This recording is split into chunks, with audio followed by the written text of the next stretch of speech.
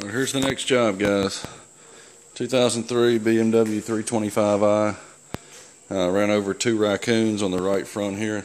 Went underneath the bumper. The radiator. Got the radiator right up here. Leaking coolant. You can see it's wet there. And it's dripping underneath. I'm trying to soak that up while it sits here. Basically all I have to do with this one, and this is the state it came in, it came just like this, with the bumper already off. He had a body shop tear it down, and they were wanting to total the car, so he brought it here.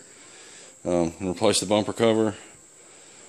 This trim piece is still good, they took it off, and also this one to get the bumper cover off. So this and the 2 trim strips will be okay. They did not give him this at first. I told him to go back and they found it. So I'm going to reuse the bumper beam. I've got one of these on the way. The lower grill. This piece I've already taken out. It's still good. Got to replace the other one.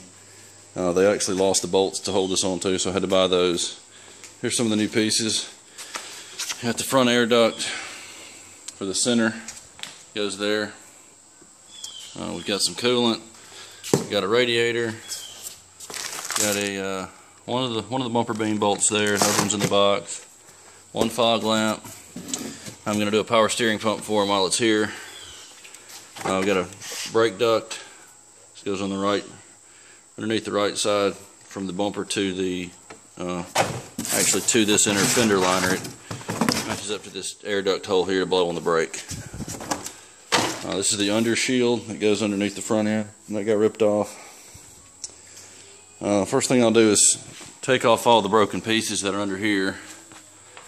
Tab off the headlight's broken. I might be able to save the headlight though. This piece will have to be replaced. There's a seal that goes between, I believe, the piece here and the radiator and condenser that's going to have to be replaced. I think it may have been missing before the wreck anyway. This piece is still okay on this side, but it got broken off on this side here. So I've got that piece. That's what's over there in that box. I'll replace that. Once I get it torn down, I'll show you a little bit more of it. In case I find anything else, I'll have to order some more parts. Okay, making a little progress here. I was able to pull the fan shroud back against the fan and drop the radiator out from the bottom. Kept me from having to take the fan off, which I really didn't know how I was going to get it off anyway. I didn't have the right tools. So I was able to get by with that. Dropped it straight out of the bottom. Gonna have to get this attachment piece here that hooks onto the radiator, hooks along the top here around that lip of the core, and then sets in this hole for this and screws down here. When I took the tank, the reserve tank sits right here on this fitting, right in this area. As soon as I pulled that out, this piece here was broken.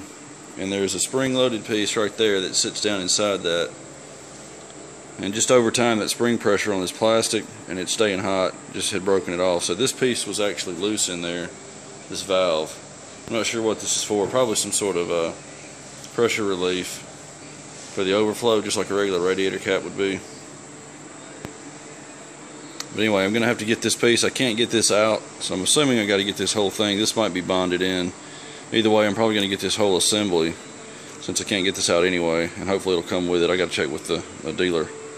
That's really the only other thing I could find that's not what I could see earlier that I put on the estimate. Essentially everything else is okay, I think. This is the brake duct. This will actually mount right under here like this. Go from the bumper to the hole in the inner fender. And I've got the that new piece there to go in the center, for the center part of the bumper and the grill. I'll be back when I get the radiator and all in.